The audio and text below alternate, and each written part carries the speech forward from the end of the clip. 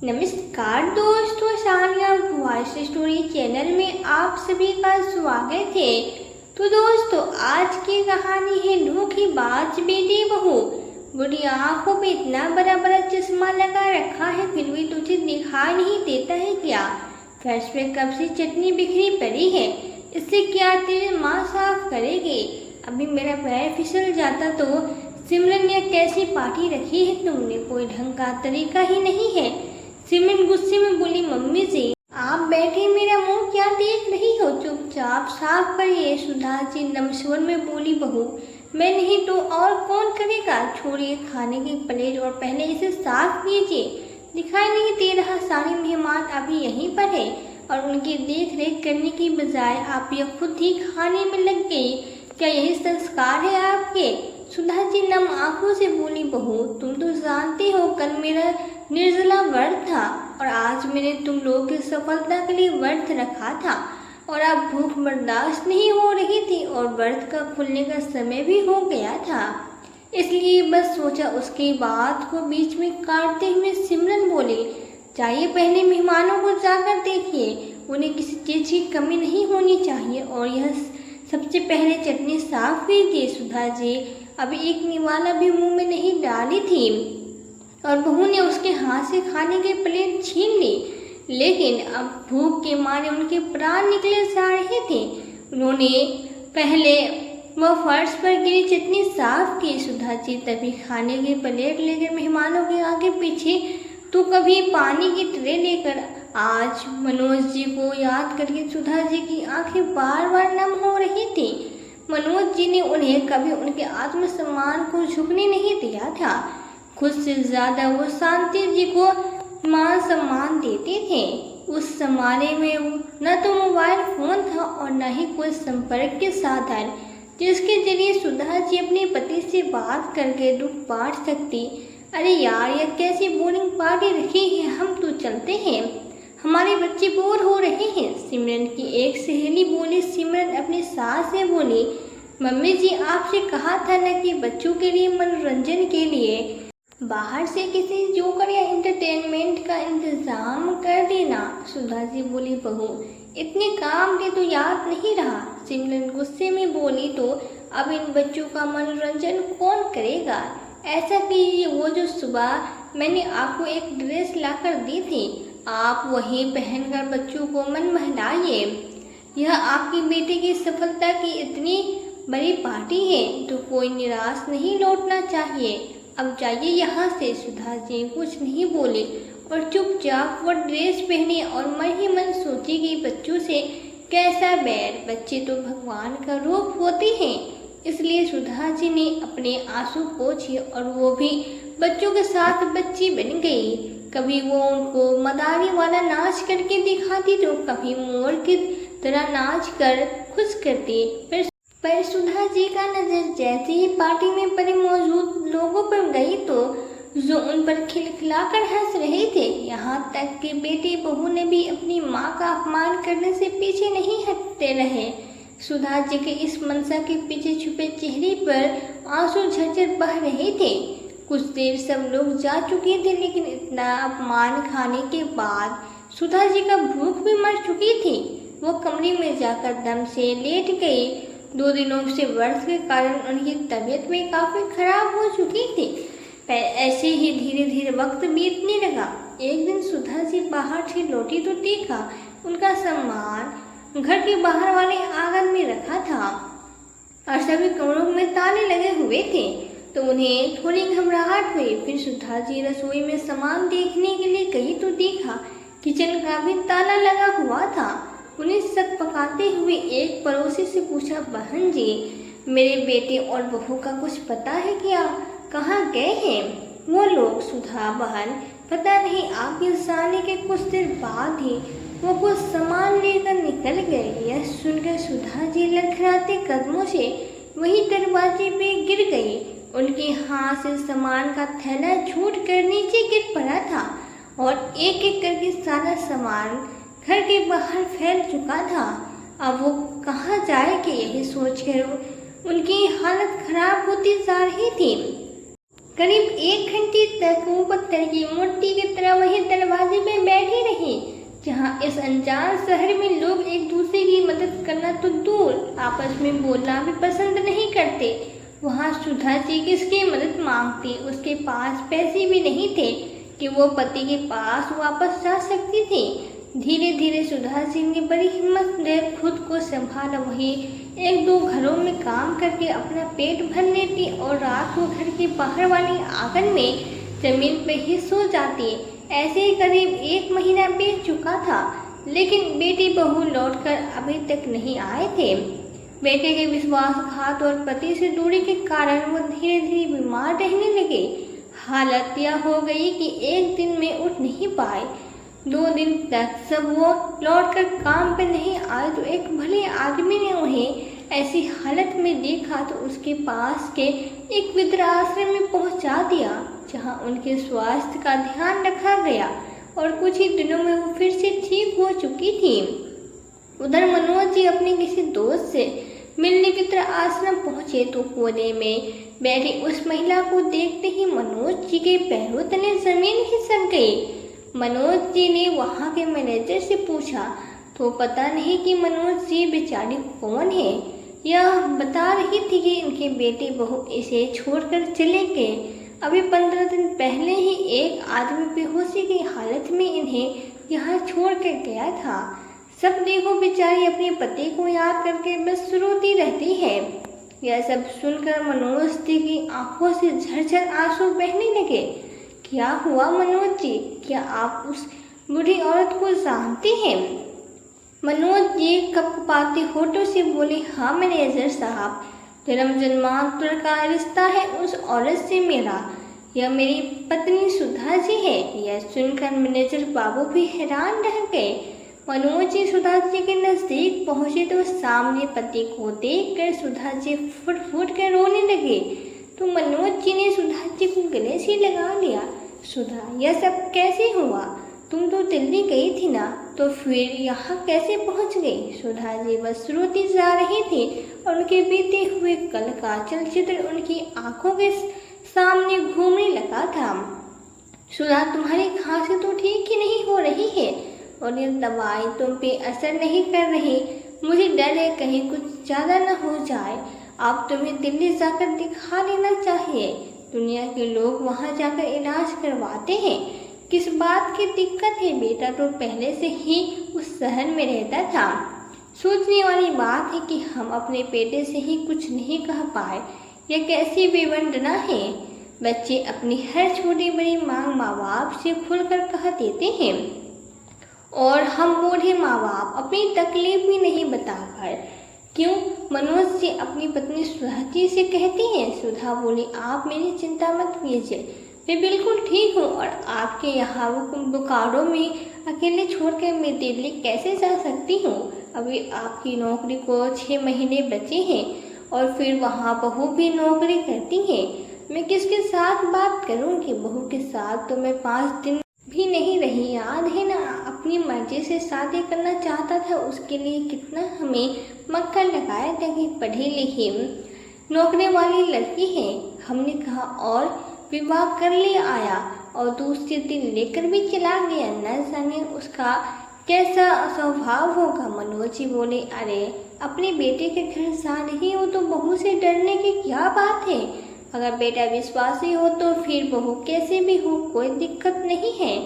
दोनों आपस में बात कर ही रहे थे, तभी उनके बेटे संजीव का फोन आता है। मनोज जी ने माँ की तबीयत के बारे में बताया तो संजीव बोला, पापा मैंने कभी यहाँ आने से आप लोगों को मना नहीं किया। मैं तो कई बार माँ को बोल चुका हूँ कि आप आ जाओ, यहाँ दिखा देता हूँ, पर वह है कि आपको छोड़कर आना ही नहीं चाहती। लोग तो यही सोचेंगे कि बेटा ही ध्यान नहीं देता है। माँ पत्नी का फर्ज तो बखूबी निभा रही है, परंतु एक माँ और सास होने का फर्ज भी तो उन्हें निभाना ही चाहिए। अरे यहाँ आएगी और सिमरन को कुछ बातें सिखाएगी तो कल वो बोकारो जाकर कुछ दिन ठहर पाएगी, वरना सब लोग तो सिमरन को ही गलत समझेंगे। मनोज जी ने सुधा जी को बहुत समझाया और उन्हें बेटे के पास शहर भेज दिया। माँ को डॉक्टर से दिखाकर दवाई दिलाकर संजीव बोला, माँ आपको यहाँ अपना ख्याल खुद रखना पड़ेगा, क्योंकि ना तो मेरे पास वक्त है और ना ही सिमरन के पास। इस बात का मुझे बहुत अफसोस है, पर क्या कर सकते हैं। अब आप आए हैं तो यह किराए के घर जैसा लग रहा है, वरना दिल्ली जैसे शहर में अपना मकान लेना यहाँ मेरा एक सपना है, जो लगता है सपना ही रह जाएगा। सुधा जी बोली, अरे बेटा, भगवान तुम्हारे सारे सपने पूरे हो और तुम मेरी चिंता मत करो, मैं रह लूँगी। वक्त बीतने लगा। सुधा जी को मनोज जी की चिंता लगी रहती थी, पर वह बच्चे की खुशी के लिए यह विवरण भी सहने को तैयार थी। सिमरन कुछ कहती तो नहीं, अपनी मीठी मीठी बातों से सुधा जी को बहला फुसला कर घर के सारे काम करवा लेती थी। उन्हें भी लगता था कि बहू बहुत अच्छी है। एक रोज सिमरन बोली मम्मी से, हमने आज तक कभी अपने किसी दोस्त को यहाँ नहीं बुलाया, क्या करें, किराए का मकान है, इतना छोटा है कि कहीं कुछ कर ही नहीं पाए। अब आप आए हो तो हम सोच रहे हैं छोटे से पार्टी रखें, सबको बुलाए और आपसे मिलवाए। आपको कुछ दिक्कत तो नहीं होगी ना। सुधा जी हंसकर बोली, अरे नहीं बहू, मैं तो पूरे दिन घर में अकेले ही बैठी रहती हूँ। अच्छा है घर में कोई आएगा तो चहल पहल होगी। सिमरन पर मम्मी से, यह भी तो सोचिए, 15 से 20 लोगों का खाना बनाना कितना मुश्किल है, और अगर होटल से मंगवाते हैं तो बहुत पैसे खर्च हो जाएंगे। छोड़िए, रहने ही देते हैं। तो सुधा जी बोली, अरे नहीं नहीं बहू, अपने ज़माने में मैं तो रोज़ 15 से 20 लोगों का खाना बनाती थी। वो तो तुम्हारे ससुर जी नौकरी करने लगे तो मुझे लेकर बुखारों में रहने लगे। आज भी मैं इतने लोगों का खाना तो आराम से बना ही सकती हूँ, तुम बुला लो। सिमरन मुस्कुराने लगी और सुधा जी रसोई में जाकर रोज़मर्रा के काम करने लगी। संजीव धीरे से बोला, सिमरन, ऐसा न हो कि माँ की तबीयत ज़्यादा खराब हो जाए और तुम्हारे कुछ पैसे बचाने के चक्कर में अस्पताल और दवाइयों में ज़्यादा खर्च हो जाए। तो सिमरन बोली, अरे कुछ नहीं होगा, और वैसे भी कौन हम दोबारा डॉक्टर के पास ले जाएंगे, छोटी मोटी दवाइयाँ लेकर दे दूँगी, कुछ नहीं होता है, बस तुम अपना मुंह बंद करो। 2 दिनों बाद छुट्टी का दिन था, करीब 20 लोग आने वाले थे। सुधा जी सुबह 5 बजे से रसोई में लगी पड़ी थी और सिमरन आराम से चैन की नींद सो रही थी। जब रसोई से कुछ बर्तन गिरने की आवाज़ आई तो संजीव जाकर बोला, माँ थोड़ा आराम से काम करो, सिमरन सो रही है। एक दिन तो बेचारे को छुट्टी मिलती है, उस दिन भी आप खटपट लगा रखे हैं। अगर आपसे काम नहीं होना था तो आपने हाँ क्यों किया। सुधा जी बोली, बेटा माफ़ करो, अब ध्यान रखूँगा, तुम जाओ और सो जाओ। सुधा जी सोचने लगी, मैं तो बहू की मदद के लिए हाँ कर दी थी, पर बहू मेरी मदद के लिए रसोई में झाँकने तक नहीं आए। मुझे क्या मालूम था कि वो सारा काम उस पर ही छोड़ देगी। सही कहते हैं संजीव की बाबूजी, मैंने हाँ बोलने से पहले सोचती भी नहीं हूँ। अब ओखली में सर डाला है तो मुसल से क्या डरना। शाम होते होते सुधा जी ने सारा खाना टेबल पे लगा दिया, पर उनकी हालत खराब हो गई। उन्होंने सब काम करके अपने कमरे में आराम करना ही ठीक समझा। धीरे धीरे सभी मेहमान आने लगे, सब खाना खा रहे थे। अचानक से टेबल पर पानी खत्म हो गया। सिमरन सुधा जी के कमरे में जाकर बोली, मम्मी जी, क्या घर में यही रिवाज है कि मेहमान आए तो खाना सामने रख दो और जा कर के सो जाओ। वहाँ सबको पानी की ज़रूरत है और आप यहाँ लेटी हुई हैं, 2 बोतल पानी लाकर रख दीजिए। सुधा जी कुछ कहती उससे पहले सिमरन चली गई। सुधा जी चुपचाप पानी का बोतल लाकर टेबल पर रख दी। तभी सिमरन की एक सहेली बोली, यह बुढ़िया ज़मीन पे थोड़ी सी चटनी गिर गई है, उसे साफ करो वरना हमारे कपड़े गंदे हो जाएंगे। सुधा जी ने बहू की तरफ देखा। तुम, सिमरन बोली, मुँह क्या देख रही हो, साफ कर दो।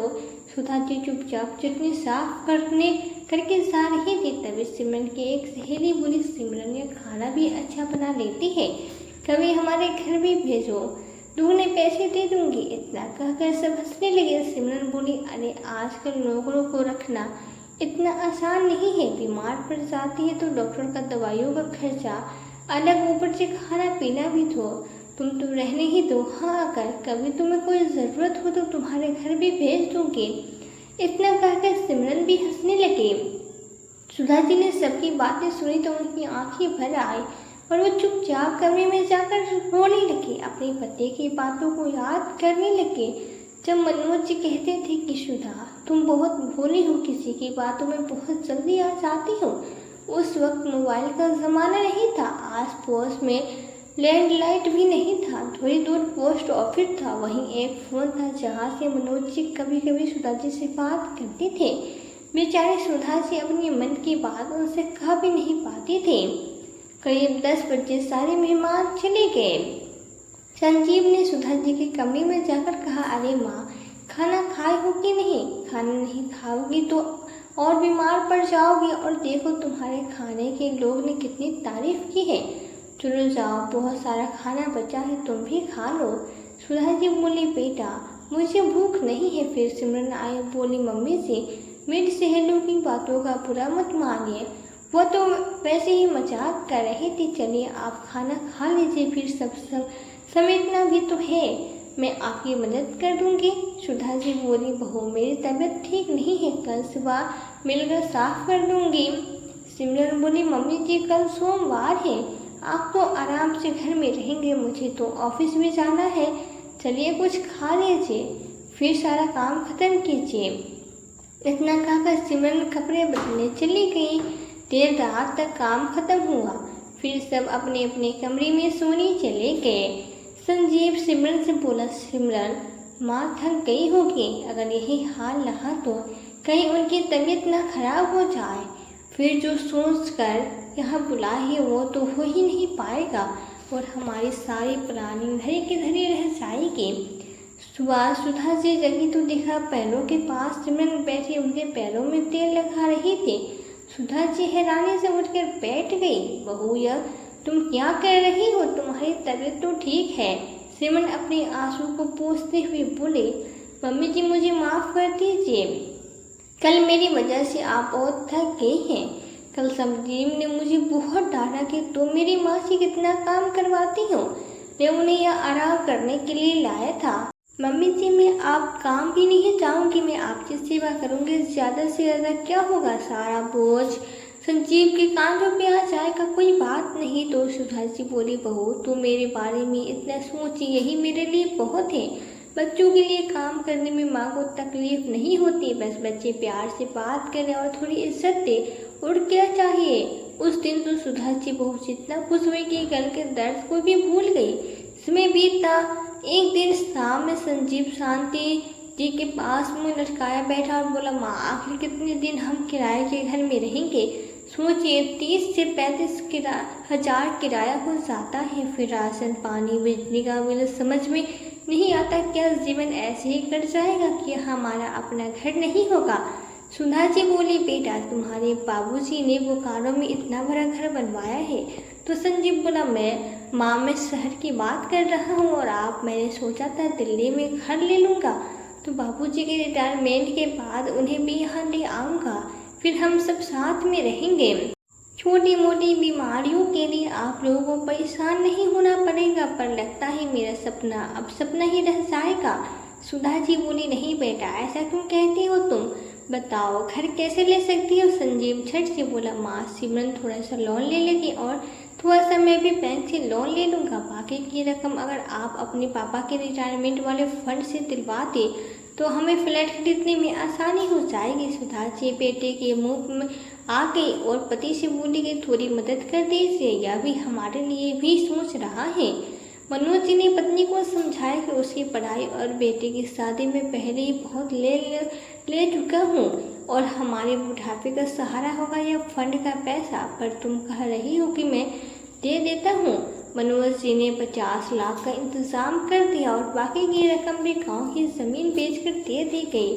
बेटा सुधा जी से कहा था कि वो घर सुधा जी के नाम पर लिया जा रहा है, और एक दिन उन्हें तैयार करके रजिस्ट्री के लिए कोर्ट में ले जाया गया। सुधा जी को समझ नहीं आ रहा था कि रजिस्ट्री के पेपर में बहू का फोटो क्यों है और उसे भी कोर्ट क्यों लाया गया है। उस पेपर में सिमरन का फोटो और नाम देखकर सुधा जी का माथा एक बार ठनका, पर बेटे पर विश्वास न करना यह भी तो अच्छा नहीं है। पति वहाँ बोकारो में थे और सुधा जी यहाँ बेटे के पास इलाज के लिए आए थे। वो पति से कुछ कह भी नहीं पाते थे कि आखिर यहाँ क्या चल रहा है। 1 महीने बाद जब संजीव माँ और पत्नी को लेकर फ्लैट पहुँचा तो सुधा जी हैरान थे कि बेटे ने कहा था कि 3 रूम का घर लेना है, पर यह तो डुप्लीकेट से, जो कि नया बिल्कुल सेकेंड हैंड घर है। सिमरन झट से ऊपर जाने लगे और अपनी सास से बोली, नीचे जो एक कमरा है वो आपका है।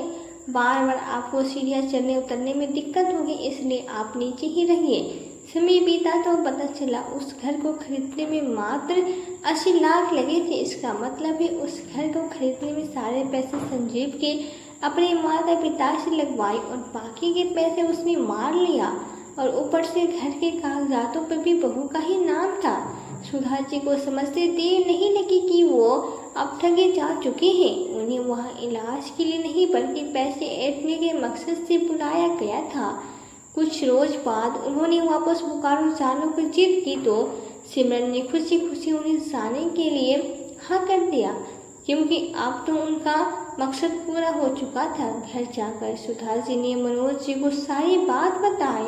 मनोज जी अब बेटों पर केस करके भी क्या कर सकते हैं, लेकिन यह घाव मवाद बनकर अंदर ही अंदर हमें गलाता रहेगा। अब सुधा जी अपने पति के पास है, लेकिन बेटे की बेईमानी और फरेब उनके हृदय को छल निकला रहा था। एक दिन सुधा जी ने अपने बेटे से पूछ लिया, आखिर तुमने हमारे साथ ऐसा फरेब क्यों किया? अब बेटा ही माँ अगर माँ बाप को धोखा दे दे तो कोई किसी और पर क्या विश्वास करेगा? संजीव बेशर्मों की तरह एक टूक जवाब दिया, अरे माँ, सिमरन अगर लोन ले लेती तो आगे चलकर हम इससे बड़ा घर लेने के लिए लोन कहाँ से लेते? और क्या हुआ अगर उनके नाम पे खरीद लिया तो? वैसे भी आप लोगों के मरने के बाद सब कुछ तो हम लोगों का ही होगा, और यह आपका नाम मैंने हटा दिया। बेटे की बात सुनकर दोनों पति पत्नी अति से दुखी हो गए। सुधा जी मन में बोली, एक माँ को दुखी करके संसार में कोई सुखी नहीं रह पाया है, तो तुम कैसे चैन से सो पाओगे? तुम्हारी पत्नी ने मेरे साथ वहाँ कितना खराब व्यवहार किया, फिर भी मैं कुछ नहीं बोली, पर तुमने जो मेरे साथ धोखा किया उसकी सजा तुम्हें ज़रूर मिलेगी।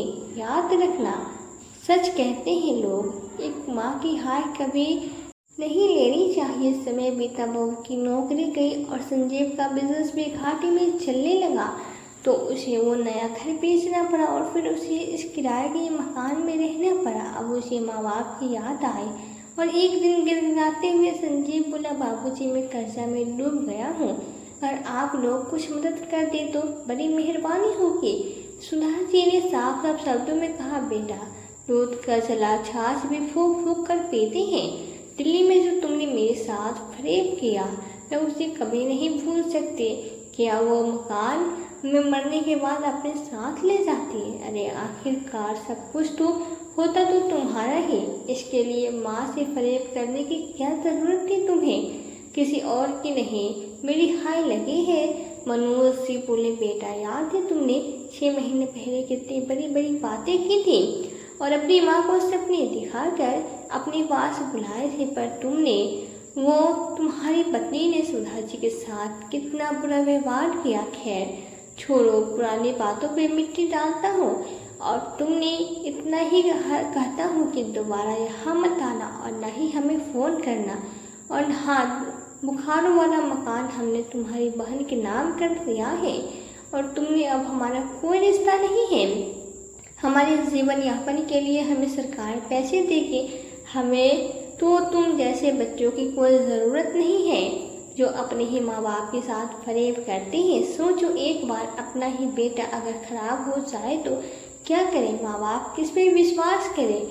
इतना कहकर मनोज जी ने बेटी बहू को घर से निकाल दिया। संजीव वही दरवाजे पर ही अपना माथा पकड़ कर बैठ गया। जो उम्मीद की किरण थी वो भी अब बुझ गई। सिमरन बोली, यह सब हमारे लालच का नतीजा है, न हम लालच करते और न ही हमारे यह हालत होती। सच कहा गया है किसी ने, अब पछताते हो क्या? जब चिड़िया चुग गई खेत, दोनों वहाँ से चले गए। सुधा जी ने एक बार फिर बेटे का मुंह नहीं किया न ही कभी पलट कर उसे देखा। दोस्तों, कहानी अगर पसंद आए तो वीडियो को लाइक करें, चैनल को सब्सक्राइब जरूर करें और नोटिफिकेशन घंटी को ज़रूर दबा लें ताकि आने वाले स्टोरी की नोटिफिकेशन आपको जल्द से जल्द मिलती रहे। धन्यवाद।